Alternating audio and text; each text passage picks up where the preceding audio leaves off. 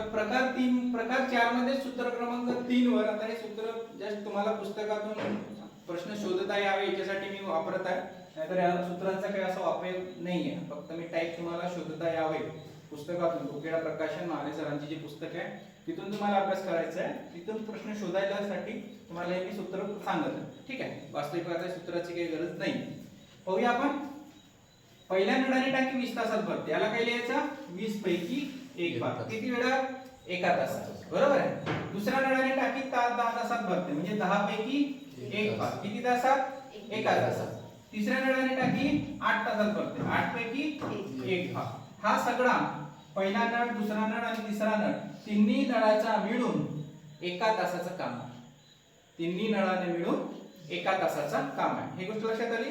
आता आतापर्यंत आपण तिरपा गुणाकार करून प्रश्न सोडवत होता, बरोबर आहे. आता हा वाल्या प्रश्नामध्ये आपण दशांश अपूर्णांकाची म्हणजे सॉरी अपूर्णांकाची बेरीज छेद समान पद्धतीने कशी करतात ते शिकूया. आणि दोन्ही म्हणजे दशांश अपूर्णांकाची बेरीज छेद समान करून कशी करतात ते, आणि नळाचा प्रश्न, हे दोन्ही प्रश्न एकाच ह्याच्यात होतात. कसं पहा, आता इथं 20 आहेत, बरोबर आहे. तर 10 चे 20 होऊ शकतात, होतात ना. पण 8 चे 20 होतात का? नाही.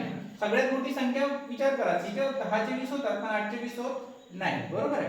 नंतर काय, याला 40 जर केला, 20 गुणिले 2 40 केला, तर काय 10 चे 40 होऊ शकतात, म्हणजे 10 × 4. आणि 8 चे 40 होऊ शकतात का? 8 × 5 = 40. म्हणजे सगळ्या संख्या सारख्या होऊ शकतात अशी संख्या शोधायची. समजलं का? म्हणजे 20 चे 40 होऊ शकतात, 10 चे 40 होऊ शकतात, 8 चे 40 होऊ शकतात. खाली 2 न गुणला तर वर सुद्धा 2 न गुणा, खाली 4 न गुणला तर वर सुद्धा 4 न गुणा, खाली 5 न गुणला तर वर सुद्धा 5 न गुणा. क्लिअर झालं का? याच्यात काय झालं, हा अपूर्णांक झाला 2/40, हा अपूर्णांक झाला 4/40 आणि हा अपूर्णांक झाला 5/40. क्लिअर झालं?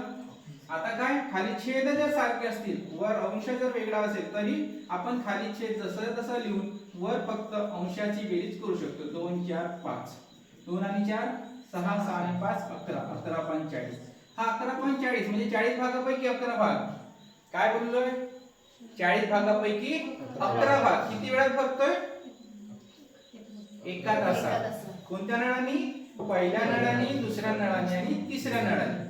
हा 1 तासाचं काम आहे, तर पूर्ण काम करायसाठी काय करायचं? याचा उलटा 40/11. ठीक आहे. याचा वेगळा स्प्लिट करायचा आहे. कसा करतो आपण? त्या दिवशी सांगितलं होतं 40 भागीला 11, 11 तेरी 33, वाचले किती? 7. तर हे 3 आहेत, हे याला बाहेर काढायचं. 3 बाहेर काढा. पूर्णांक झाले हे वाचलेले वर लिहायचे 7 आणि खाली लिहायचं भागाकारात जे होतं ते जसाच्या तसा. हे वाली संख्या जशी तशी असते, ठीक आहे. आणि हे संख्या आणि हे संख्या येते आपल्याला. तर 11 तेरी 33 प्लस 7. काय बोलतो मी? यांचा गुणाकार होतो आणि याचा प्लस होतो. 11 तेरी 33 प्लस 7 40. क्लिअर झाला? इतका वेळ लागेल, इतका तास लागेल. ठीक आहे, समजलं? आता सपोज समजून घ्यायला तासामध्ये आहेत, इंटू पर्सेंटेज मध्ये कन्वर्ट म्हणजे मिनिटात कन्वर्ट करायचं असेल काय करायचं?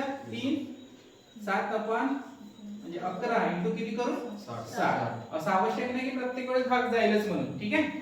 पण फक्त मी सांगतो काय की इंटू 60 केला असतात काय झाले असते? हे मिनी मिनिट. ओके, समजलं? अजून पुन्हा इंटू 60 केला असता तर काय झाले असते? सेकंद.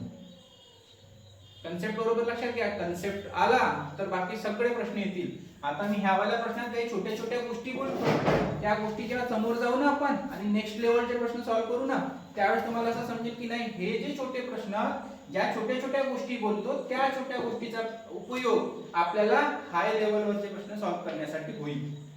ठीक आहे, लक्षात येते काय समजून सांगण्याचा प्रयत्न? ठीक आहे.